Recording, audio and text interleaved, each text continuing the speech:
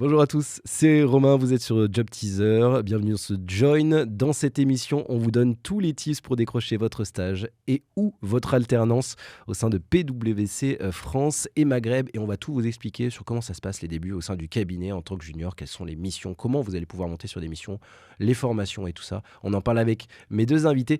Il y a tout d'abord Mathilde. Bonjour Mathilde. Bonjour. Toi, tu es manager dans les équipes Customer.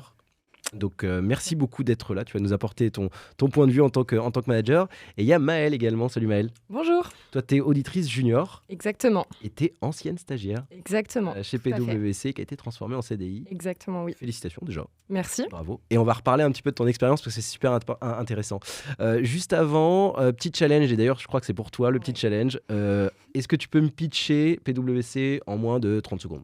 Ok. Du coup, PwC, c'est une grande firme internationale. On propose des missions en audit, en conseil, expertise aussi juridique et fiscale, Ok. dans plein de secteurs d'activité différents. À savoir que PwC, là, en ce moment, on propose 700 opportunités de stage et d'alternance Cool. qui sont tous convertibles en CDI, comme ça a été donc le cas pour ma part. Et on a deux grands temps forts de recrutement qui sont de janvier à fin avril Ok. pour un recrutement en septembre et jusqu'à fin juillet pour un recrutement, pour un départ en janvier. Ouais. Donc c'est vraiment le moment. Si vous voulez, n'hésitez pas. Ok. On peut tous les voir d'ailleurs sur Job Teaser. Magnifique. Non mais alors ce pitch, Et oui. Ça y est, elle fait la pub. ce pitch, super. Mathilde, là on a parlé stagiaire alternance. Est-ce que tu as des recrutements dans ton équipe? Tout à fait. Donc, dans mon équipe, on s'occupe de la transformation de la relation client. On va vraiment de la réflexion stratégique jusqu'à la mise en œuvre. Ouais. Et sur des stratégies de relation client omnicanal, sur des target operating models, des modèles opérationnels. Et donc, effectivement, on recrute des stagiaires pour septembre et pour janvier chaque année pour nous accompagner sur ces missions-là. Ok, super. Voilà. Merci beaucoup. Parlons du process. Rentrons dans le vif du sujet. Je crois qu'il y a 3 étapes au global dans ce process d'entretien pour les stages et les alternances. Le premier, c'est effectivement un entretien RH un peu assez commun. Est-ce que Maëlle, tu peux m'expliquer en quoi ça consistait, toi qui as passé le process? Ouais. Ça reste un entretien assez basique. On va parler de nos compétences, de ce qu'on en a tiré. Ouais. Et également, on va aborder nos attentes pour notre projet professionnel au sein de PwC, comment on veut évoluer. Et, Comment on ce se qu'on aimerait faire. projette, Exactement. effectivement, à quel point on veut le CDI Voilà. derrière. Exactement. Et tout ça. Et c'est vraiment sous la forme d'une discussion, donc Ok, pas super. de stress. Deuxième étape, entretien avec un manager. Et là, il faut que je me tourne vers toi, Mathilde, forcément. En quoi ça va consister? Et toi, quelles sont les choses que tu vas aller chercher pendant cet entretien, par exemple? Alors, l'entretien manager, dans la plupart des équipes, que ce soit en audit ou en conseil, on n'a pas forcément d'études de cas comme ça peut être dans certains cabinets. Ah, d'accord. Ok. Donc c'est quelque chose qui est optionnel. Donc certains managers peuvent se donner le droit de faire une petite étude de cas un peu ad hoc. Mais sinon, c'est vraiment un échange encore sur la carrière et sur l'envie du candidat à nous rejoindre, ce qu'il motive, ce qu'il a fait jusqu'à présent. Et vraiment, tester sa compréhension de notre secteur et de notre activité. Ouais, c'est vraiment la compréhension vraiment du secteur, l'intérêt aussi, je suppose, Exactement, pour les différents métiers. Qu'est-ce que tu aimes bien, toi? Je suppose que tu aimes bien quand on pose des questions, forcément. Quel type de questions, par exemple?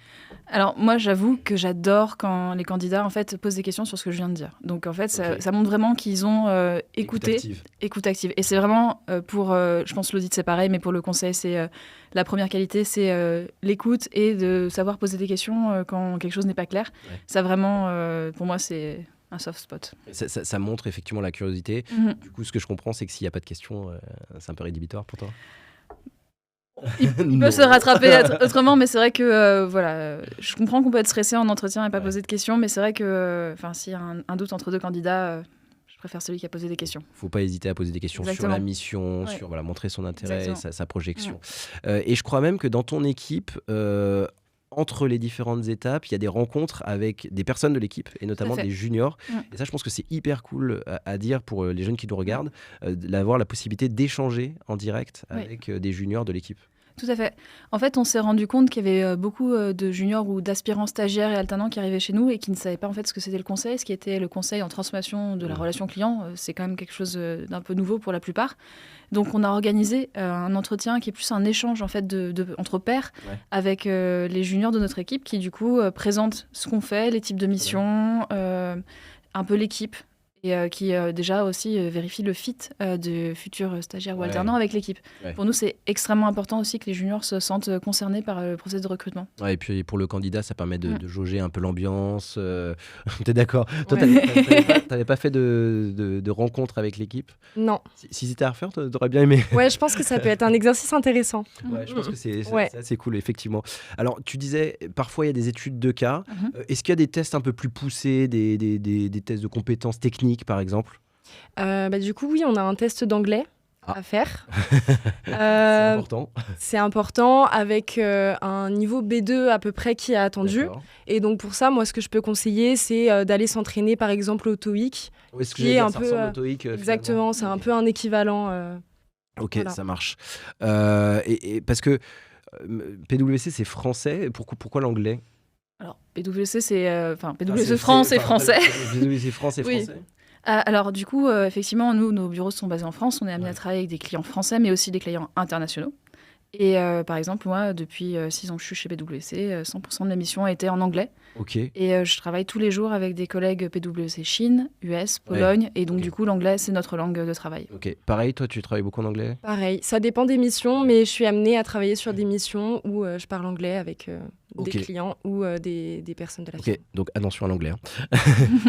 Pour clôturer cette partie sur le process de recrutement, quels seraient vos meilleurs conseils pour bien se préparer pour ces entretiens? Je t'en prie. Comme on l'a déjà dit, vraiment l'écoute active, c'est hyper important parce que c'est quelque chose qui va nous être demandé après dans notre boulot. Et puis, on peut aussi essayer de se renseigner sur la firme au maximum. Comment? Question. Internet, c'est vachement bien. C'est pas mal, il paraît. Non, globalement, qu'est-ce que tu conseillerais? Moi, alors, j'avoue que je suis toujours impressionnée des candidats qui nous appellent, qui nous envoient des petits messages sur LinkedIn. Il ne faut pas hésiter à nous contacter, on n'est pas méchants, on ne mord pas. Et donc, du coup, effectivement, je remarque que ces dernières années, quasiment 100% des candidats alternants et stagiaires avaient déjà contacté un membre de l'équipe pour savoir en fait qu'est-ce que c'est notre travail. Et donc ça, je pense que c'est une bonne stratégie. Ouais, c'est cool, effectivement. Quand on n'a pas eu la possibilité de rencontrer directement l'équipe, c'est plutôt pas mal. Et puis on le disait tout à l'heure, préparer des questions, important. Oui. En fait, effectivement, ça peut être un peu impressionnant l'entretien, donc avoir toujours quelques questions préparées comme ça, si jamais en fait ce que la personne en face nous dit nous inspire pas, on a nos backups. Voilà. Je crois qu'il y a quelque chose aussi sur lequel tu voulais mettre le doigt, en tout cas, c'était prendre des notes, parce que parfois on nous demande des comptes rendus. Tout à fait. Je sais que toutes les équipes ne le font pas, mais au cas où, dans le doute, prenez des notes sur le compte rendu, parce que du coup, si jamais en fin d'entretien on vous dit vous m'enverrez un petit compte rendu de nos échanges et que vous n'avez rien noté, c'est plus compliqué. Effectivement. Voilà. Bon, merci pour cette partie sur le process de recrutement. Passons à l'onboarding. Comment ça se passe les premiers temps au sein de PwC? Alors du coup, pour ma part, on a 2 jours de Welcome Days où on récupère notre matériel informatique. C'est des journées globales pour tous les arrivants de Exactement. PwC. Okay. Et on va avoir du coup pendant ces Welcome Days des présentations de personnes de la firme sur différents sujets. Okay. Et après ça, on a 2-3 jours de formation. Donc pour ma part, sur l'audit, les méthodos, tout ça. Sur l'audit, effectivement. Exactement. Donc sur les méthodologies. Exactement, voilà. Sur les outils aussi, je suppose. Sur les outils qu'on utilise au quotidien, en fait. Parce que vous utilisez beaucoup d'outils chez PwC. Énormément, pour des outils de traitement de données. Exactement, ouais. Ok. Mathilde, est-ce que toi, il y a des choses particulières qui ont été mises en place dans ton équipe sur l'onboarding? Tout à fait. Alors, dans nos équipes, nous, on a créé un guide d'accueil du nouvel arrivant. On s'est rendu compte que... On le savait, mais notre métier audit comme conseil, on a beaucoup d'acronymes, on a un organigramme qui n'est pas facile, les missions qu'on fait ne sont pas forcément évidentes pour tout le monde, donc on a fait vraiment un book pour tous les nouveaux arrivants qu'on leur donne. C'est cool ça. Et du coup, ça... Mais même d'ailleurs les... Ah non, mais les ça va clients. voilà, jusqu'au patron. Oui, tout à fait. Tenez, chef. Voilà. Comme ça, ils savent poser leur congé, ils savent où est la cantine, ils savent comprendre quand on parle. Non, mais c'est... C'est confortable quand on a ces informations-là dès son arrivée. Ok. Voilà, donc ça... Je crois qu'il y a même, tu disais aussi j'allais dire un index avec plein de termes, de Exactement. terminologie. Voilà, tous les termes que personne ne comprend, parfois nous y compris, on les a mis là, comme ça, on parle tous la même langue. Donc ça, c'est support papier, donc digital maintenant. Et on a aussi renforcé quelque chose qui existe chez PwC, qui est le système de buddy. Donc en fait, on a un junior qui accompagne les juniors, mais en fait, quand on arrive manager, on a un manager qui accompagne le manager. On a ça, plus tout un parcours d'onboarding avec des déjeuners avec l'associé, le buddy. Cool. Et on a même une équipe BDE dans mon équipe pour aider l'intégration des nouveaux arrivants. C'est les afterwork, c'est très important. Non, mais c'est hyper important, c'est presque le plus important. Moi, j'aimerais bien qu'on parle un petit peu des missions et je vais m'adresser un peu à Maëlle pour savoir comment ça s'est passé pour toi. Comment tu as pu choisir, est-ce que tu as choisi ta première mission? Comment ça s'est passé pour passer sur ta première mission finalement? Alors déjà, pendant l'entretien, on fait le souhait un peu de la BU dans laquelle qu'on veut intégrer. Donc soit en industrie, en service, en grand compte. Donc dans ces cas-là, on est mis au maximum sur une de ces missions-là. Et ensuite, on est assez vite mis dans le bain. L'équipe vient nous contacter et on travaille directement avec eux. On nous affilie des missions en fonction des besoins de l'équipe. Ok. On rencontre aussi directement le client. Voilà. Après, les missions qu'on nous donne, c'est vraiment en fonction de l'expérience de la personne. Voilà. Ok, et comment ça s'est passé pour toi? Par exemple, quelle mission t'as donnée en début? Alors moi, j'ai travaillé donc, pour une boîte qui était dans le secteur des cosmétiques. D'accord. Déjà. Et on travaille par cycle. Okay. Donc, c'est-à-dire, donc moi, c'était plus, on m'a donné les cycles immobilisation, les cycles fournisseurs. Ça parlera aux gens qui font de l'audit. Exactement. Ça peut paraître pas très clair, mais voilà, on travaille par cycle. Et on a aussi, en tant que stagiaire junior, on fait aussi quelques inventaires. Okay. Est-ce que tu as eu plusieurs missions à la fois ou... Non. En général, on n'a qu'une seule mission à la fois qui peut durer de plus ou moins longtemps, c'est-à-dire environ 2 semaines à 2 mois. Ok, ça marche. Au niveau des missions, ça marche à peu près pareil chez toi? Nous, c'est un peu différent. En fait, dans le conseil, on est moins cyclique. Donc, en fait, en fonction du moment où le stagiaire ou l'alternant arrive dans l'équipe, on le fait monter plus doucement, on va dire, au sein de l'équipe, soit via des coups de main sur des missions, soit des coups de main sur des missions internes. Et au fur et à mesure, en fait, on le fait monter en shadowing sur certaines missions clients si l'opportunité se présente. En binôme. En binôme, pardon. Excusez-moi, je fais... On a compris que l'anglais, c'était important. Hein, donc... Et le franglais aussi, apparemment. Et donc, du coup, oui, donc en binôme avec quelqu'un. Donc, par exemple, nos stagiaires, on peut les emmener en atelier avec le client. Okay. Pour faire des parcours clients, pour discuter de sujets.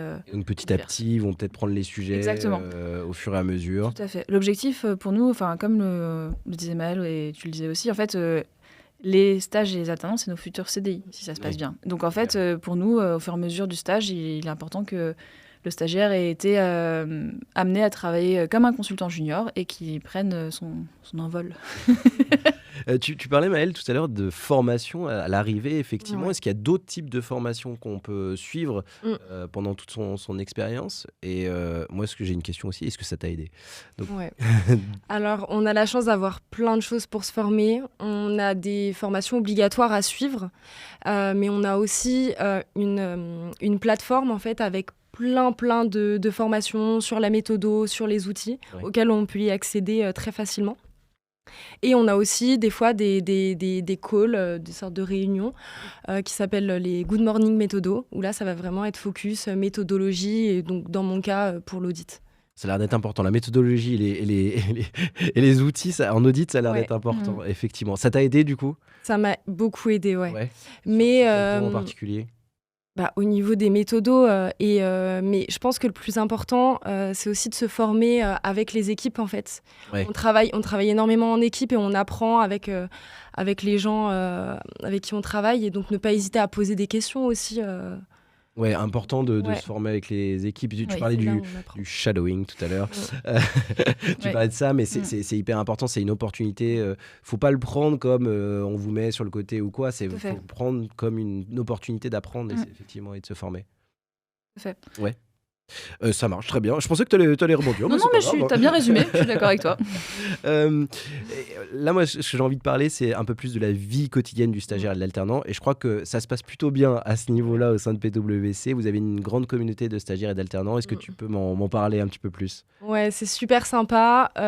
On a pas mal d'afterwork qui sont organisés tout au long de l'année. Encore l'équipe BDE, ça. Et du coup, ça permet tous de pouvoir se retrouver, de se rencontrer, d'échanger nos expériences, de se donner des petits conseils, tout ça. Et c'est super sympa. Ok. Bon, on le disait en début d'émission, toi, tu as eu la chance, en tout cas, non, tu as su transformer ton stage en CDI. Est-ce que tu peux nous expliquer un petit peu comment ça s'est passé, quelles ont été les étapes, rapidement? Alors, en fait, on a un team leader qui est notre référent RH, D'accord. qui vient vers nous pour savoir, pour en fait nous demander notre feedback, notre retour d'expérience, savoir si on est intéressé pour rester. Ok. Et donc, on a un petit entretien avec lui informel. Par la suite, il va faire un retour aux ressources humaines qui vont venir vers nous. On fait un second entretien et qui débouche, du coup, ou non, sur un CDI. Bien. Voilà. Et si je te devais te demander les 3 raisons, par exemple, qui t'ont fait rester chez PwC? L'ambiance au travail, déjà. Ouais, important. Ouais, je me suis très, très bien entendue avec toutes les équipes avec qui j'ai travaillé. Ça, c'est super important. Ouais. On s'entend bien, on rigole bien quand même si on travaille.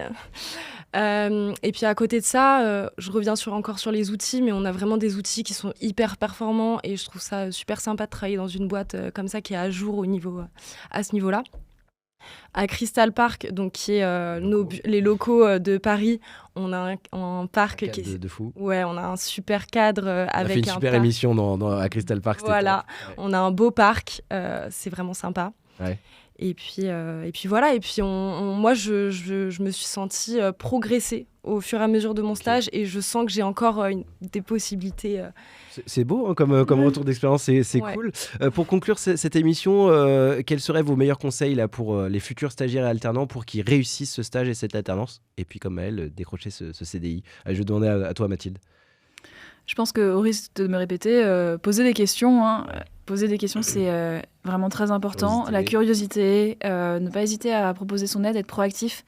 Pas s'imposer, mais juste dire voilà, je vois que vous avez des besoins d'aide sur cette mission interne ou client. Est-ce que je peux aider? Parce qu'en fait, c'est l'occasion en fait, de monter sur des sujets très différents. Ouais. Donc ça, vraiment, c'est les conseils que je donnerais. Maëlle, ton retour d'expérience et tes conseils en tant qu'ancienne stagiaire? Je suis totalement d'accord avec ce que Mathilde dit. Et je rajouterais ne pas hésiter à exprimer ses envies, ce qu'on aimerait faire, de 1. Et de 2 aussi, ne pas hésiter à demander des feedbacks pour avoir une vision sur ces axes d'amélioration possibles. Et voilà. Super. Merci beaucoup Mathilde et Maëlle d'être venus nous présenter le process d'entretien et puis l'onboarding des stagiaires et des alternants. On le rappelle, hein, les offres de stage et d'alternance sont disponibles, comme tu disais tout à l'heure, à très juste titre, sur Job Teaser. Merci beaucoup d'être venus. Merci à vous tous de nous avoir suivis. Rendez-vous sur la page de PwC France et Maghreb pour voir toutes les offres de stage et d'alternance. Puis quant à nous, on se retrouve très bientôt pour un nouveau numéro de Join, évidemment, sur Job Teaser. Bye bye.